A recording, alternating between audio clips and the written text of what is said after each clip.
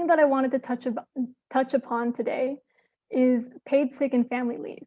And these are really important, and it's really important that your employees know about these because they need to feel confident that if they do have symptoms, if they do test positive for COVID-19, they know that they are covered and they won't be losing income. Um, so we want to make sure that everyone, again, feels safe and comfortable in being honest if they're experiencing any symptoms so that we can respond appropriately. So there are four main types of paid leave that apply to COVID-19.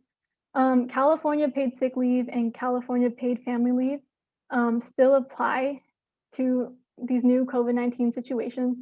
Hopefully you are familiar with those. Today we're going to talk about new paid sick leave laws through the FFCRA. These apply to employers with fewer than 500 employees. So the first part of the FFCRA is emergency paid sick leave. And there's sort of two categories for this. The first is 80 hours of paid sick leave for the full rate of pay. And this is for if they have a quarantine order, if they're advised by a healthcare provider to isolate or quarantine, and if they're seeking a diagnosis for COVID-19, the full rate of pay applies.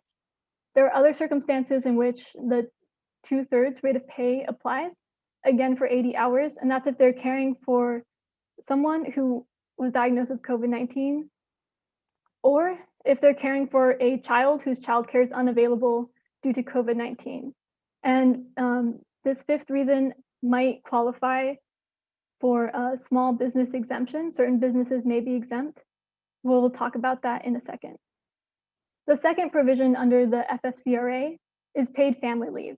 And this is again for reasons related to childcare if childcare is unavailable due to COVID-19. So in total, the paid leave that an employee could have for paid leave for childcare related reasons is a total of 12 weeks under the FFCRA, because there are 2 weeks of paid sick leave for this reason, and then the additional 10 weeks through the family medical leave portion of the FFCRA.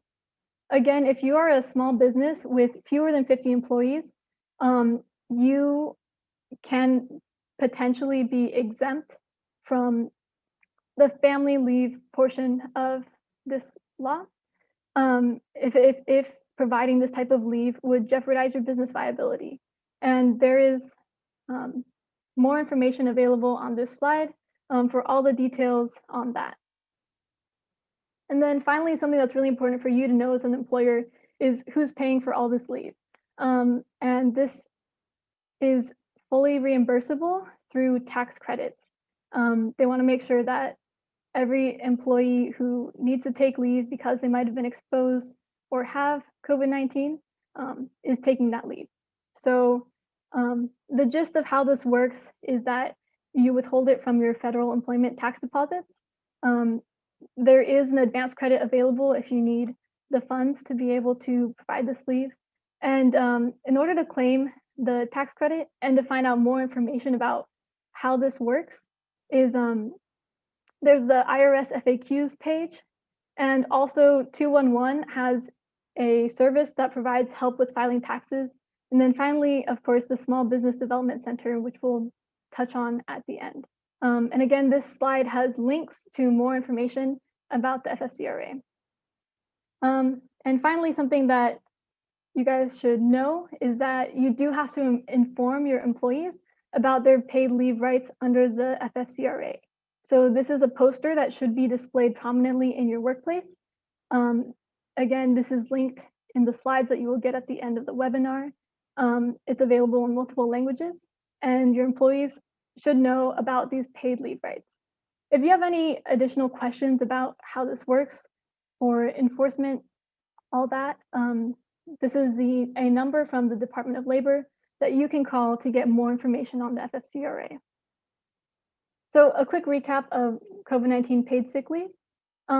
As a reminder, we didn't talk in depth about this, but existing California paid sick and family leave laws do apply to COVID-19 and COVID-19 situations.